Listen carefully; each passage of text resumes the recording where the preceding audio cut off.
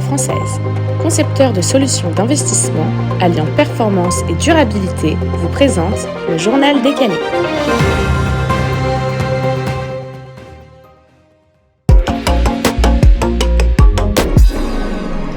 Jean-François, commençons ce journal décalé avec la fiscalité. On sait que c'est un point très important pour les épargnants français et c'est un argument de poids pour les CGP.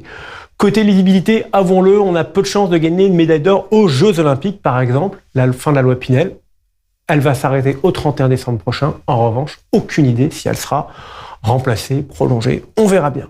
Que dire de certains revirements en 2019 ? Bruno Le Maire lance en grande pompe le plan d'épargne retraite, donc horizon d'investissement lointain. Et pourtant, moins de 5 ans après, les règles du jeu changent déjà.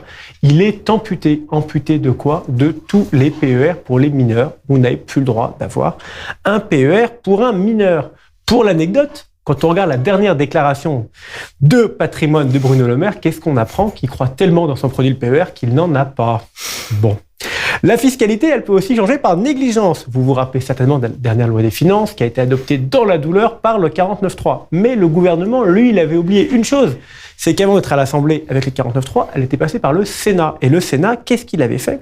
Il avait modifié l'abattement fiscal pour les locations Airbnb en diminuant fortement cet abattement de 71 à 30% avec un plafond de recettes à 15 000 euros et même en réduisant cet abattement de 50% dans les zones rurales.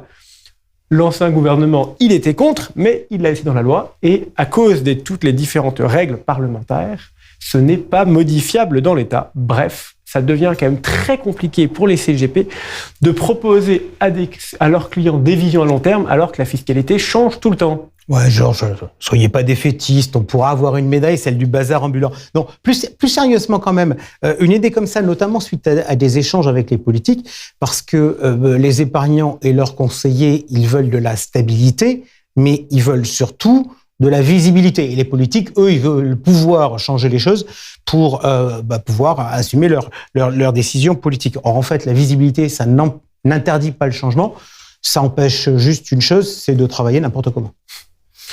Vous n'avez pas tort. J'ai un second sujet pour vous, le non-coté, un produit très, entre guillemets, à la mode chez les CGP, mais qui est actuellement fortement décrié par certains défenseurs des épargnants, notamment la FEDER et son président Guillaume Brache sur l'obligation d'en avoir dans le PER dans tous les profils. Vous n'avez pas d'invité dans l'émission d'aujourd'hui sur le non-coté. Je vous propose donc de prendre le relais et de faire un petit point. Les cessions sont en chute dans le non-coté, une chute de 27%, alors que les investissements baissent de 25%. Conséquence logique, on vend moins, on investit moins. Du coup, le dry powder, qui est la poudre sèche, les sommes non investies augmentent énormément en atteignant 1500 milliards. C'est-à-dire qu'un tiers des encours de private equity sont aujourd'hui pas investis. Parallèlement, les valorisations baissent. Il y a une méthode qui est généralement utilisée par les entreprises, que vous connaissez par cœur, qui est l'EBITDA.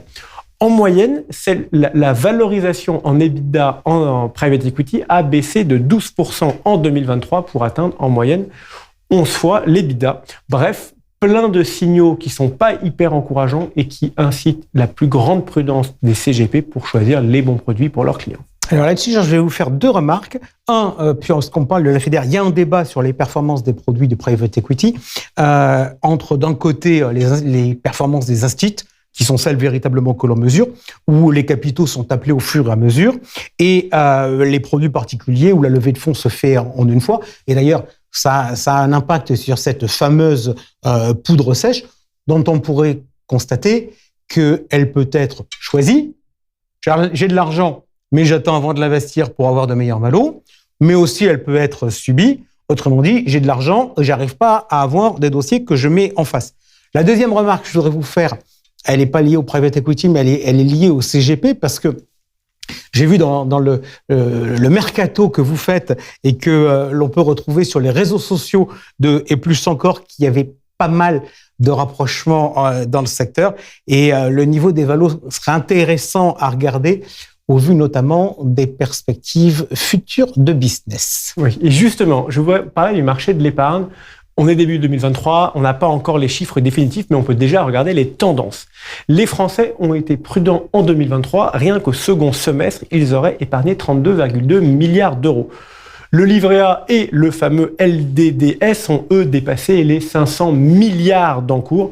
De janvier à novembre, ils avaient collecté quasiment 37 milliards, 36,9. A priori, les comptes à terme afficheront un résultat encore supérieur à la fin de l'année. En dehors de ces produits bancaires, dans la collecte, qu'est-ce qu'on a? Le podium, il était historiquement occupé par l'immobilier, avec bien entendu la résidence principale, mais aussi avec tout l'immobilier d'investissement comme les SCPI. La collecte nette des SCPI, pour mémoire, c'était 10 milliards en 2022. Elle est en chute forte en 2023. Elle était à 5 milliards à la fin du troisième trimestre et elle devrait bon an mal an rester à 5 milliards pour l'année. On verra les chiffres du quatrième trimestre, mais a priori, le marché était au point mort ou au quasi au point mort en collecte. Autre produit phare, l'assurance vie. Là aussi, la collecte se rapproche de zéro. Et même, elle devrait probablement être négative si on retire le PER. Tous ces mouvements de marché, ils nous ouvrent une question. Est-ce que finalement, le modèle actuel des CGP, qui est très assurantiel, n'est pas à remettre en cause? Est-ce qu'un CGP qui aujourd'hui ne propose presque pas d'offres bancaires ne devrait pas changer et s'ouvrir un peu plus en 2024? Sûrement, de gros décalages de marché, effectivement, par rapport à ce qu'on a connu dans les années précédentes. Sauf qu'en réalité, sur les offres bancaires, on n'est pas tout à fait sur les mêmes niveaux de REM, donc les volumétries doivent être différentes. D'ailleurs, ça serait intéressant un jour qu'on essaie d'organiser sur ce plateau un débat avec différents acteurs, justement un débat très orienté business. Avec grand plaisir, on va organiser ça. En parlant de rémunération, allons en Europe, quasiment tous les mois, on va en Europe, avec les derniers résultats de l'étude de l'ESMA sur le coût moyen des produits d'investissement. Bonne nouvelle pour les épargnants, moins bonne nouvelle pour les conseillers, les coûts moyens baissent. Cette baisse est assez clé dans une période inflationniste, avec une baisse des rendements. Si on regarde un peu plus en détail, ils baissent pour tous les types de produits. Un des objectifs de la politique européenne et entre autres de l'ARIS était une transparence des frais. Pourquoi? Pour les faire baisser. Peut-être qu'on constate les premiers résultats.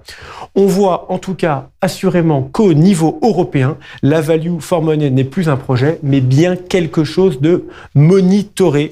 Et sur le sujet d'ailleurs, je me permets une remarque, c'est que comme c'est monitoré, moi j'aime beaucoup tous les discours qu'on a sur la place autour de l'ARIS, mais il faudrait quand même pas que ce soit l'arbre qui cache la forêt des évolutions réglementaires et des évolutions business de la profession, en se disant chouette, l'ARIS, on en continue d'avoir les rétros, la pression a priori sur les prix au niveau européen, elle est réelle et ça c'est un élément important et vous avez bien fait de le noter. Merci Georges de ce journal décalé. Tout de suite le G3 Bourse.